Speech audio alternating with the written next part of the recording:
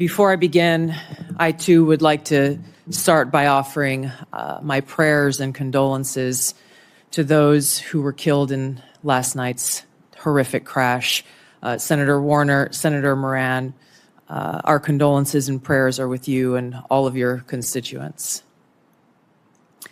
Again, Chairman Cotton, Vice Chairman Warner, and all of the members of the committee, it's an honor to be here before you today.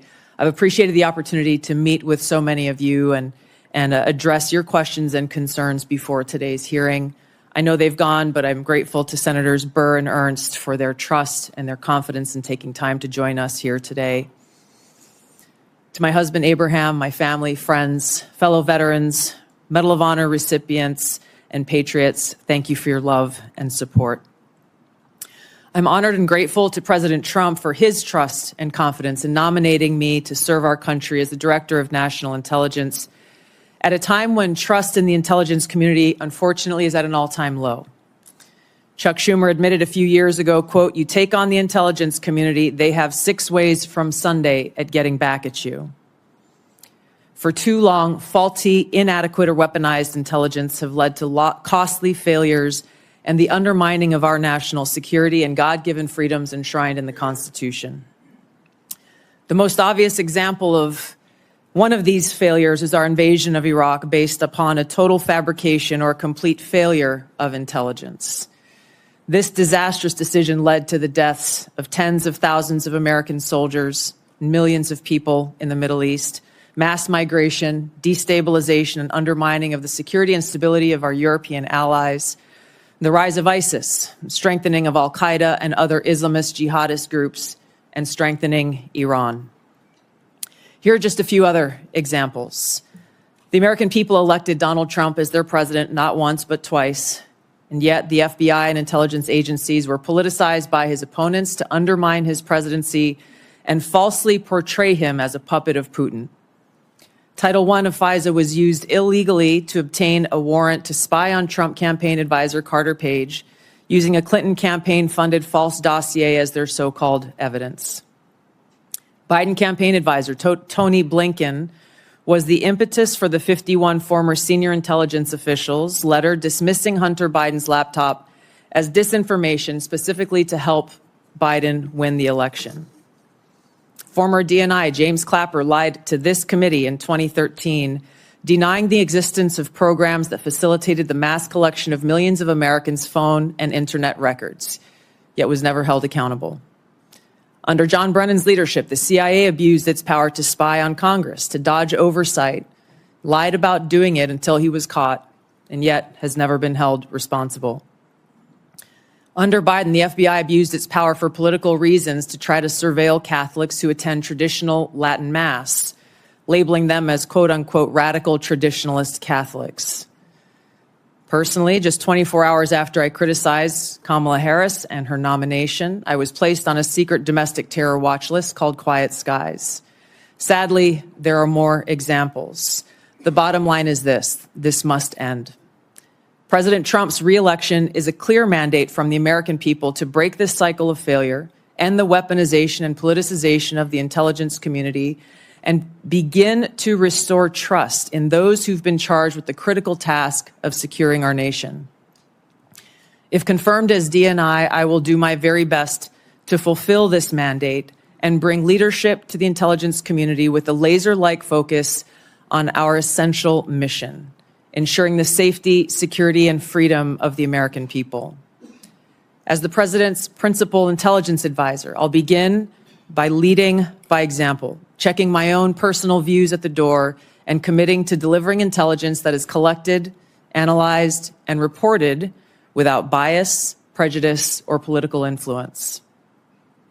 I enlisted in the Army because of the horrific terrorist attack on September 11th and volunteered to deploy to Iraq in 2005, where I served in a medical unit. After nearly 22 years in uniform with 3 combat deployments to the Middle East and Africa, I'm now a lieutenant colonel in the U.S. Army Reserve, where I serve as a battalion commander of soldiers in Oklahoma, Missouri, and Arkansas. I served in Congress for 8 years on the Homeland Security, Foreign Affairs, and Armed Services committees. And it's my experience in the military and in the halls of Congress that have given me a deep understanding of the complex challenges that our nation faces, in both roles engaging with world leaders, in both roles being privy to highly classified intelligence. So I know firsthand how essential accurate, unbiased, and timely intelligence is to the President, to Congress, and to our warfighters. I also know the heavy cost of intelligence failures and abuses. Senator Collins, you led the creation of ODNI specifically to address those intelligence failures of 9/11 and Iraq's so-called WMDs. The need for the ODNI under strong leadership still exists today. If confirmed, I'll bring my experience and fresh eyes to leading the intelligence community.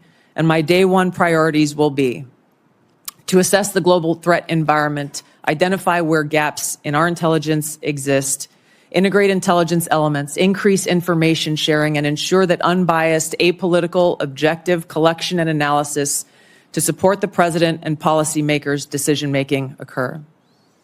I'll work to end the politicization of the intelligence community and ensure there is a clear mission focus in the IC on its core mission of this unbiased, apolitical collection and analysis of intelligence to secure our nation. I'll work to rebuild trust through transparency and accountability. This is a national security imperative. And I'll work to assess and address efficiencies, redundancies, and effectiveness across ODNI to ensure focus of personnel and resources is on our core mission of national security. Now, in my meetings that I've had with many of you, you expressed bipartisan frustration about recent intelligence failures as well as the lack of responsiveness to your requests for information. Whether it's the surprise October 7th Hamas terrorist attack, to the sudden takeover of Syria by Islamist extremists, failures to identify the source of COVID, anomalous health incidents, UAPs, drones, and more. If confirmed, I look forward to working with you to address these issues. Ensuring the safety, security, and freedom of the American people is a mandate of leadership that rises above partisan politics. If confirmed, my commitment to the President, to you, and to the American people is this: I will do my very best to find the truth, no matter where it leads, and share that truth with President Trump, his advisors, and you in Congress, providing you with that unbiased, timely, and accurate intelligence as you make the tough decisions that'll impact the safety, security, and freedom of the American people. Now, before I close, I want to warn the American people who are watching at home. You may hear lies and smears in this hearing that'll challenge my loyalty to and my love for our country. Those who oppose my nomination imply that I am loyal to something or someone other than God, my own conscience, and the Constitution of the United States, accusing me of being Trump's puppet, Putin's puppet, Assad's puppet, a guru's puppet, Modi's puppet, not recognizing the absurdity of simultaneously being the puppet of 5 different puppet masters. The same tactic was used against President Trump and failed. The American people elected President Trump with a decisive victory and mandate for change. The fact is, what truly unsettles my political opponents is I refuse to be their puppet. I have no love for Assad or Gaddafi or any dictator. I just hate Al-Qaeda. I hate that we have leaders who cozy up to Islamist extremists, minimizing them to so-called rebels. As Jake Sullivan said to Hillary Clinton, quote, Al-Qaeda is on our side in Syria. Well, Syria is now controlled by an Al-Qaeda offshoot, HTS, led by an Islamist jihadist who danced in the streets on 9/11 and who was responsible for the killing of many American service members. Democrat senators in the past resorted to anti-Christian bigotry against some of President Trump's judicial nominees like Amy Coney Barrett and Brian Boucher. I condemned those actions as a Democrat in Congress at the time, as religious bigotry must be thoroughly condemned by all of us, no matter the religion.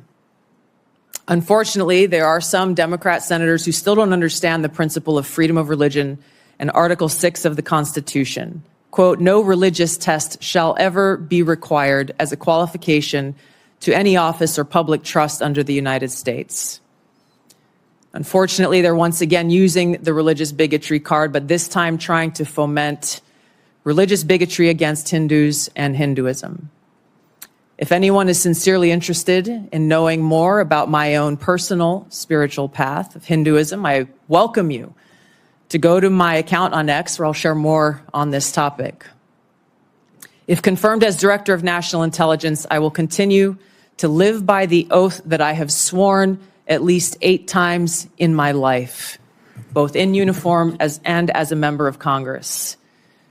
I will support and defend our God-given freedoms enshrined in the Constitution of the United States against all enemies, foreign and domestic, and I will bear true faith and allegiance to the same. Thank you very much for your time. I look forward to your questions.